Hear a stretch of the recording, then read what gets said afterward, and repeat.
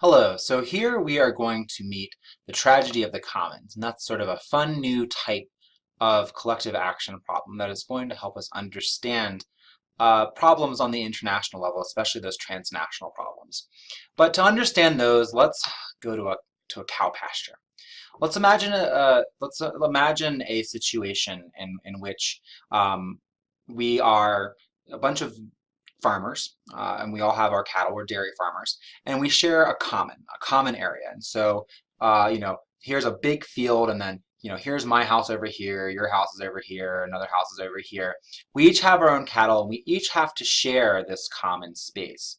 And again, this is going to be a collective action problem, and the collective action problem here is that let's say we each have our herd of cattle, and this is our livelihood. We depend on these cows, and we know that if we were all to have tons of cows in this common space, they would eat all the grass would all die, our common field would turn into a common mud pit, the cows would die, and then we would lose our livelihood. So collectively, we really need to share our common resource very sparingly.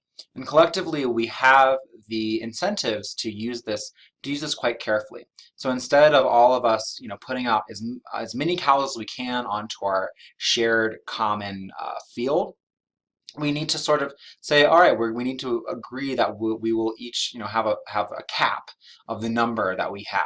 And so that's, collectively so that we can survive. Now, however, let's think about the individual incentive. So collectively, we have a clear incentive to try and minimize the number of cows on this common resource in order for us all to maintain our livelihoods. However, individually, I'm a dairy farmer. I've got a family to feed. And let's say I've got 10 cows, and we've all sort of agreed that we can all live and support this common resource and support ourselves if we each have 10 cows and sell the milk from that. Well, 10 cows isn't cutting it for me.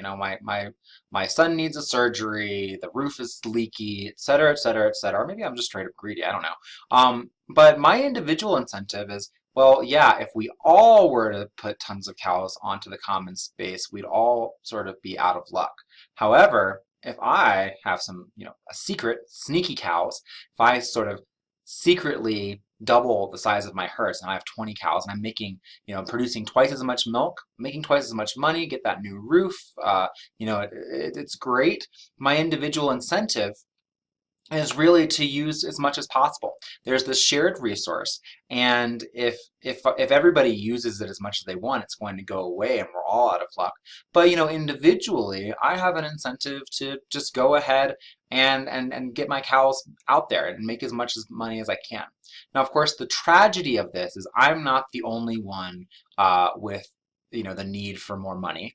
Certainly. And I'm not the only one, therefore, with a strong incentive to use up as much of that common resource as quickly as possible before it goes away.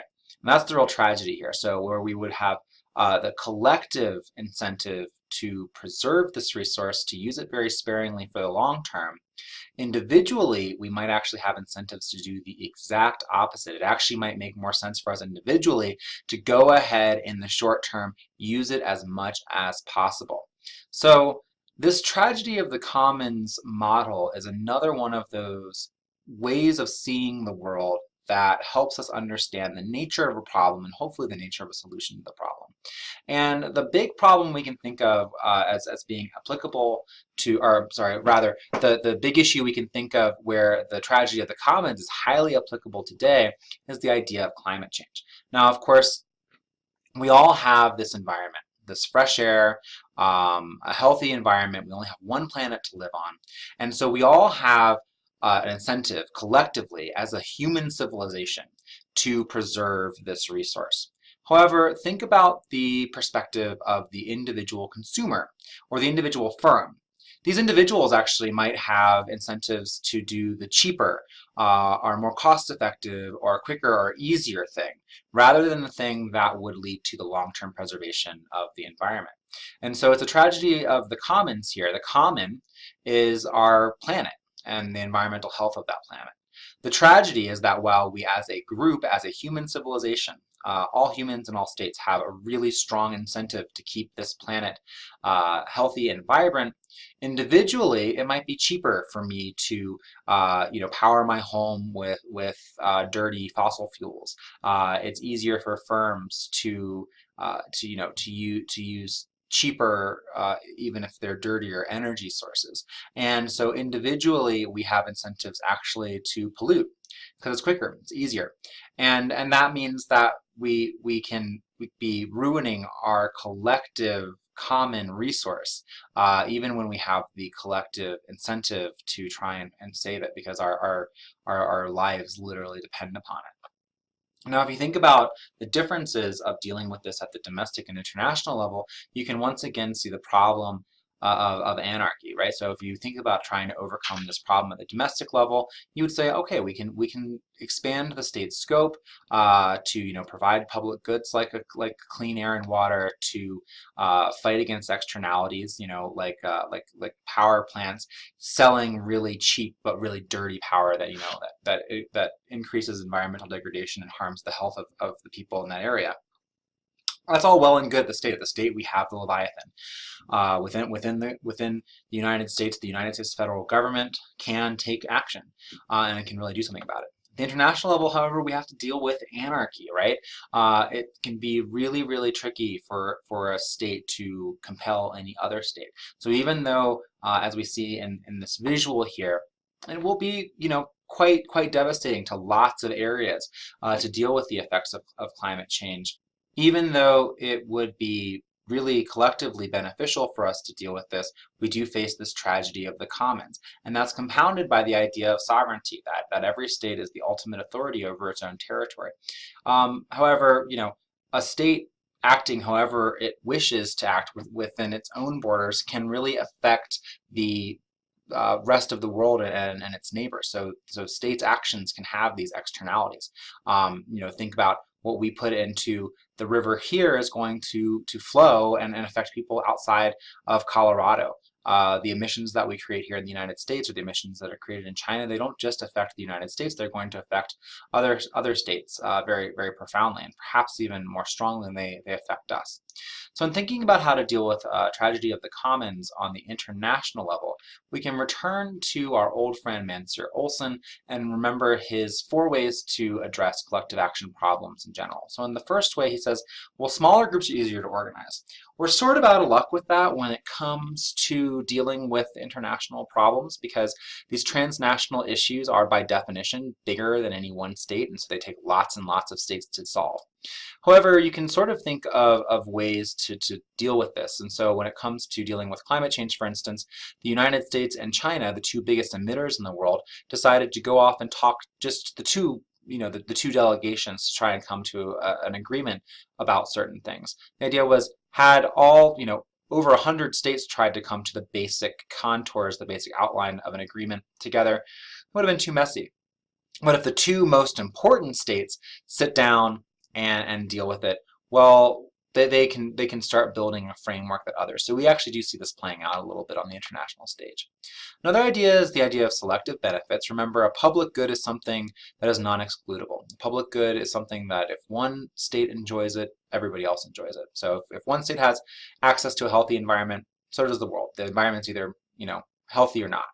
Well, the idea here is that you can sort of use rewards for those that contribute to bringing about the public good. So for those who are going to really restrict their own degradation of the environment, providing some sort of selective benefit. This gets pretty hard on the international scene. Is there going to be an international institution? So for example, should the UN be giving out rewards to states who do well, who contribute to solving this problem, and how could you do that? How does that work logistically? What reward could actually work? Where does that reward come from? The other side of that same coin, Mansur Olson's 3rd strategy for dealing with collective action problems is coercion or force. So instead of using incentives and benefits and selective benefits to try and get states to contribute, you can also just punish states who are shirking their duty. So, the Paris Climate Agreement says that they are going to name and shame states that go against what they agreed, that go against the standards that they agreed for, and their use of the environment. Well, does naming and shaming, is that coercion, is that force? Does anybody care? Again, we run up against the problem of anarchy on the international system, where the United States or another country, China, can say, sure, I'm going to cap my emissions at this level. I'm going to pursue these policies that'll clean up the environment, X, Y, and Z.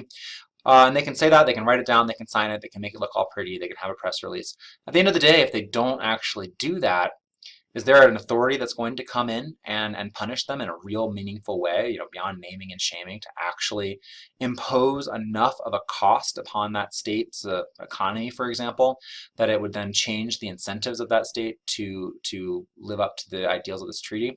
Again, this would probably require some sort of international sovereign, or at least an international actor that was powerful enough to compel the major powers. And again, when we talk about a lot of these problems, sometimes the biggest problems, the biggest emitters are going to be like the United States and China. Good luck getting an international institution to really push those big players. You might be able to have an international institution make some really strict rules against Guatemala that could really hurt Guatemala, but doing so to the United States and doing so to China is really tricky. And I think an important question for us to consider is both, can we have an international organization that could actually provide selective benefits and or coercion to solve collective action problems internationally? And of course, normatively, should we? Is that something that's desirable? I think that's something that we can really reflect upon. Finally, and something that does come up a lot in international relations, is that, as Olson's fourth strategy, is that big, powerful parties can sort of take action by themselves and sort of make it irrelevant whether the smaller parties are free riders or not. Now, this kind of works in international relations, sort of depending on the problem. Again, when we go to climate change, the United States and China, the big interested parties, perhaps if they are able to take swift and decisive action, that will make a really big difference, but it still doesn't solve the problem. So sometimes one power can solve an issue, but the very nature of transnational problems, which are defined by being too big, too widespread, and too complicated for any single state to take it on, means that this fourth strategy doesn't necessarily work a lot of the time when it comes to transnational problems. Now, it can work in some situations, but here it's a little trickier to apply. So think about how you would apply these to international problems that you really care about, because that will be your task coming up here. As always, get in touch with questions, concerns, comments, anything you're perplexed by. I'd love to talk to you. Good luck with the rest of the material and the quiz, and yeah, keep in touch. Have a great one.